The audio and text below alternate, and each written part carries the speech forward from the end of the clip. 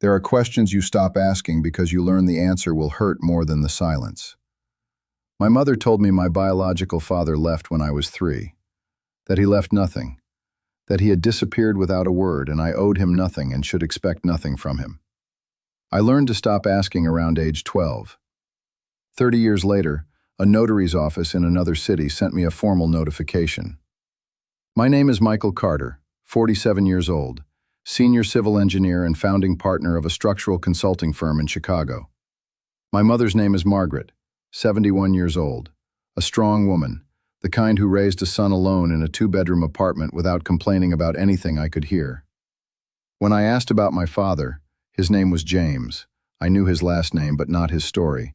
She always answered the same way, that he had left, that it had been a young, irresponsible relationship, that it was better not to expect anything from someone who had chosen to disappear. I stopped asking before I turned 12. I built the life I built without that connection. 30 years after the last time I had asked about him, an envelope arrived from a notary's office in Milwaukee. The envelope contained a formal notification. James Carter had died 18 months earlier. He had left a will. In the will, there was a share designated for his biological son, Michael Carter, with an address in Chicago. The share corresponded to 38% of a commercial property in Milwaukee, valued at $380,000. The estate had been open for 18 months because the executor had been unable to locate me. I read the document 3 times. There was no immediate emotion. There was that delayed processing where the brain is working but the face doesn't know yet what to do with the information. I went to the kitchen, drank water, came back, called the notary, confirmed the information, confirmed the documents I would need to provide. Sat for about 20 minutes in the living room, then called my mother. My mother answered on the second ring. "Michael, I was just thinking about you." "Mom, I received a notification from a notary today." 2 seconds of silence. "What is that?" "It's about James. He passed away. He left me part of a property in Milwaukee." The silence that followed was different. Not the silence of someone processing new information. The silence of someone who already knew what was being said. "Mom. Michael. Did you know he had left something for me?" Another pause. "It's not what it looks like." "Then tell me what it is." "Do you know exactly what rights you have to what is legally yours? How to verify the existence of wills? How to ensure that what is owed to you reaches you, regardless of who manages the information around you? Financial planning for retirees closes that gap. How to register your inheritance rights preventively. How to verify estates. How not to depend on someone else deciding when and whether you need to know. Like and subscribe if this story connected with you.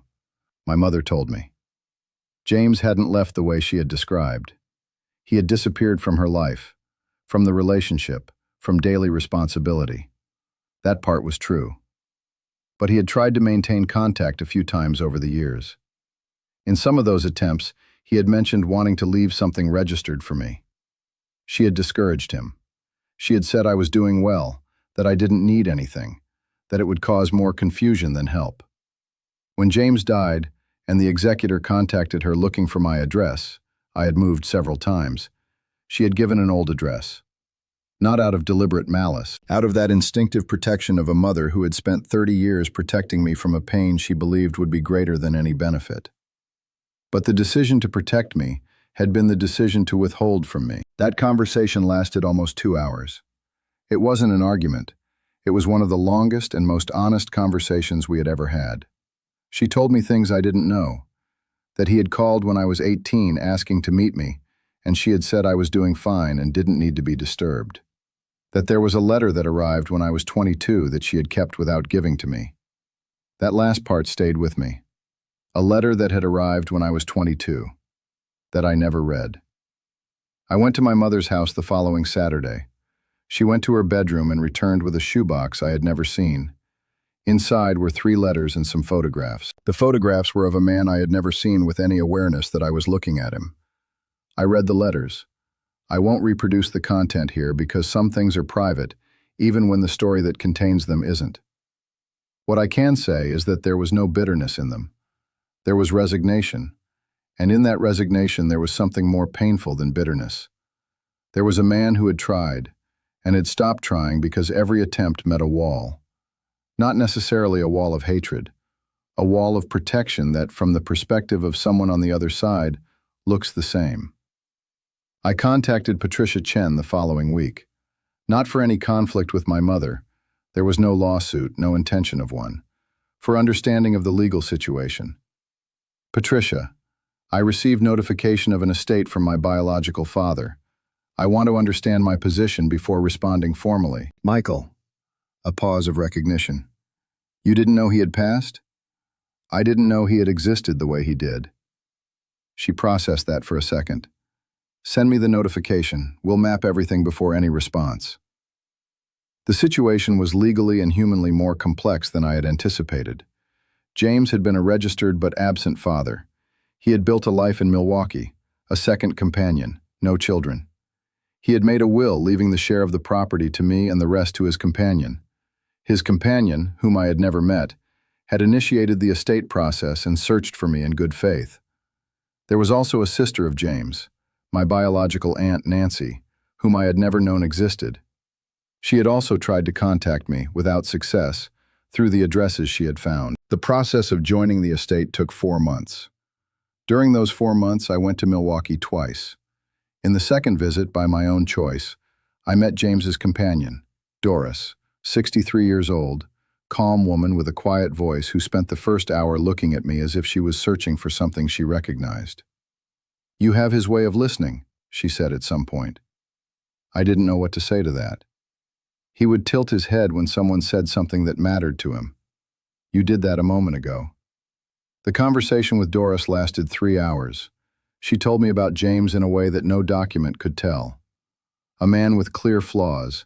He hadn't been present when he should have been, but with a real life around those flaws. He had built the commercial property over 20 years of work. He had tried to reach me in the ways he had been able to try. He had left the share in the will because he had decided that what was mine by right should reach me, even if he wasn't here when it did. He worried that you wouldn't know, Doris said, that someone had decided for you that you didn't need to know. That phrase stayed with me. I returned to Chicago with the share of the property being formally transferred, and with a biological aunt, Nancy, who had sent me a message saying she was glad I had appeared, and with a way of tilting my head that I had never noticed about myself. I told my mother about the Milwaukee visit. She listened with that silence of someone receiving information about a part of the story they had tried to manage. When I finished, she was quiet for a moment. "Are you angry with me?" I thought honestly. "I feel like you made a decision that wasn't yours to make." She didn't argue. "I thought I was protecting you." "I know, and I know you believe that. But protection that looks like withholding from the outside is withholding." We sat in silence for a while. "Do you forgive me?" she asked. I thought, it's not a question of forgiveness. It's about understanding what happened and moving forward with the complete information I should have had before. My mother and I still talk every week. Nothing changed dramatically in the relationship. There was no rupture, no estrangement. There was a conversation that needed to happen a long time ago that finally happened. Sometimes what a relationship needs isn't rupture. It's honesty. Even when it arrives 30 years late. There is something about the letter that arrived when I was 22 that I think about sometimes. Not what was in it. What I would have done if I had received it at the time. Would I have responded? Would I have sought the contact? I don't know. What I know is that the choice should have been mine. That's what stays. Not the share of the property. Not Aunt Nancy who exists and whom I didn't know existed. Not the way of tilting my head that I finally recognize in myself. What stays is the certainty that no one should decide for another person what that person needs or doesn't need to know about what is theirs. Michael Carter. At 47, still discovering the size of what I didn't know. Take care. See you in the next episode. Nancy, my aunt I never knew existed, sent me a message 3 weeks after the Milwaukee visit. Michael, James kept a photo of you. It was from when you were 7 years old, cut from a local newspaper where you appeared at a school event. I don't know how he got it, but it was in his wallet when he died. I read the message twice, then sat for about 20 minutes not knowing what to do with it. There was no memory of that event, no reference to a clipped photo, but there was the confirmation that this man had been carrying something of mine for decades without me knowing he existed. It didn't make me feel better about the 30 years of distance, but it did something more complex. It gave those 30 years a different weight. Not the weight of someone who had disappeared completely, the weight of someone who had disappeared differently than I had imagined. Patricia told me something when the case closed that stayed with me. Michael, this type of case, an heir who didn't know they were an heir, is more common than people realize. Estates open for years because contact doesn't reach. Wills that exist but that no one searches for because no one knows they should. How does that happen? It happens because most people assume that whoever should know will tell them. They don't search on their own, they don't verify. And when no one tells them? When no one tells, the estate waits. Sometimes it closes for lapse of time. Sometimes the heir never arrives. What can be done to prevent that? Register interest in estates. Verify periodically. Have documentation that proves the connection in an accessible way. It's simple but rarely done. Simple but rarely done. That was the phrase that stayed. James also asked me months later how I had processed the discovery differently from other difficult situations. Previous situations had clear contours: contract, clause, compensation. They were resolvable with the right tools. And this? This had a different dimension. There's no process that resolves 30 years of incomplete narrative. There's no compensation that calculates the cost of not knowing what you were. Is that harder to process? It's different, not harder. It requires a different kind of time. The kind of time that doesn't have a closing date. And your mother? She's still my mother. She made a decision that wasn't hers. But she's also the woman who raised me alone for 30 years. Those two things coexist. You reconcile them or you can't have an honest relationship with anyone. On the second visit to Milwaukee before the meeting with Doris, I walked along the lakefront for about half an hour. Not for any planned reason. I just needed air before entering a conversation I hadn't planned to have. At some point, I sat on a bench looking out at the water, and I thought about something I had never thought before in quite so concrete a way, that every person has a story that other people have managed for them without their knowledge. Not necessarily with bad intentions, with protection, with a kind of love that sometimes doesn't distinguish between protecting someone from pain and withholding information from them. I had been managed for 30 years, not by an enemy, by my mother, who had done what she did believing it was best, and who had been wrong in a way that I could only fully understand sitting on that bench in Milwaukee, looking at a lake in a city I had never known. Before closing this episode, the last thing I want to say. It's not about inheritance or estates. It's about the cost of not knowing what is yours, not just financially. The clipped photo in his wallet, the letters in the shoebox, the way of tilting my head that I had never noticed. Those things existed before I knew they existed. And the fact that I didn't know didn't make them any less real. It only made my life less complete than it could have been. Ensuring that what is yours reaches you, whether inheritance, documentation, or connection, is an act of care for yourself. Michael Carter. At 47, still discovering the size of what I didn't know.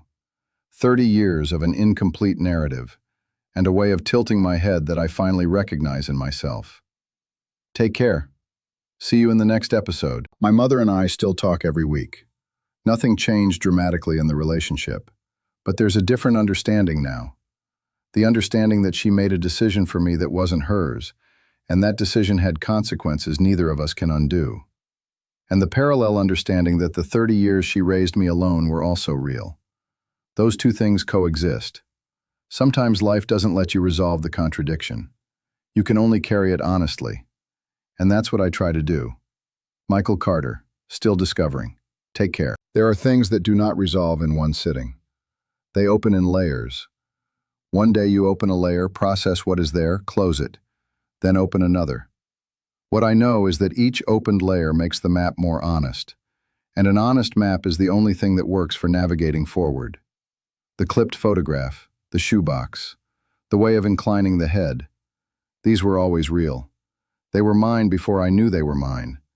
And what is mine, what has always been mine, deserved to be known. Even 30 years late. Especially 30 years late.